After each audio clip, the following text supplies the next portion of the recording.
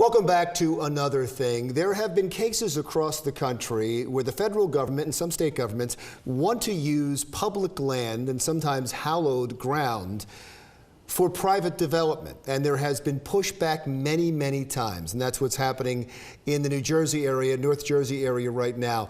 Greg Remaud is the deputy director of New York, New Jersey Baykeeper, and you're trying to stop some of the development at the Liberty State Park. That's correct, Larry. We think that there's certain private amenities that can help any park, but we think parks throughout the country, and particularly Liberty State Park, are essentially there for the people to come out, enjoy nature, enjoy recreation without having to open up their wallet, pay for everything they do. It's a respite for that. It's a natural area, and development should be only there to enhance the user experience, not to make profits and not to fund parks and to fund corporate profits in some cases. We wanted to get two sides to the issue, not necessarily the Liberty State Park, but just the general issue of using federal or government land, historic land, to sell to for private use. And we had Jen Necessian in recently, who is with the Gateway National Recreation Area, and they oversee a lot of Sandy Hook and some areas in New York as well, and they oversee Fort Hancock.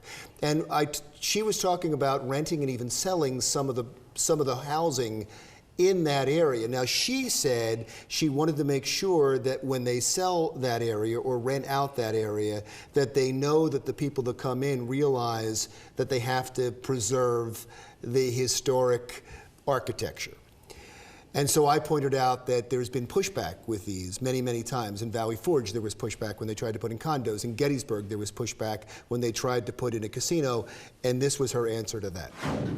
There's just a lot of buildings there that, go beyond the needs of the park for use, and we're looking to find some outside entities to partner with who can invest in their restoration and activate the area with new uses. So let me get you to react to what she just said about leasing, possibly even selling some land at Fort Hancock.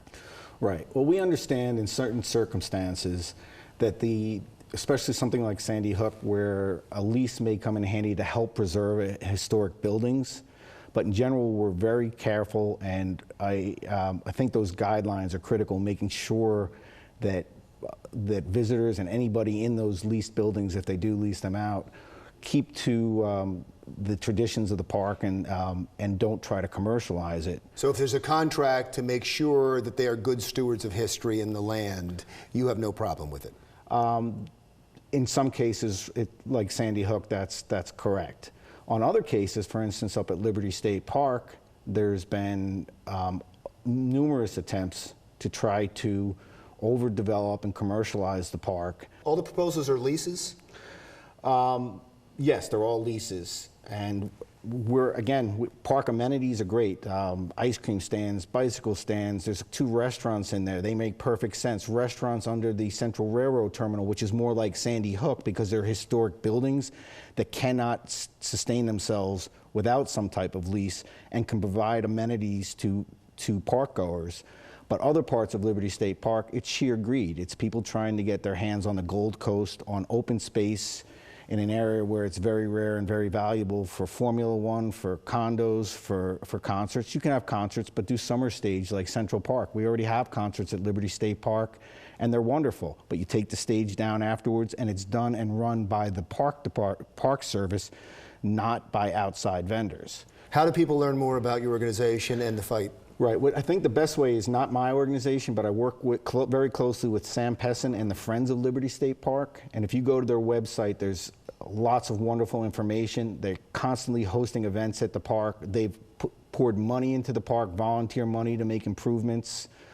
So it's friendsoflibertystatepark.org, I believe. Greg Remaud, who is the Deputy Director of the New Jersey and New York Baykeeper. Thank you so much for being here. Good luck with the fight. Please come back as the fight continues. Thank you so much, Larry. Look forward to it. Thanks a lot. When we return.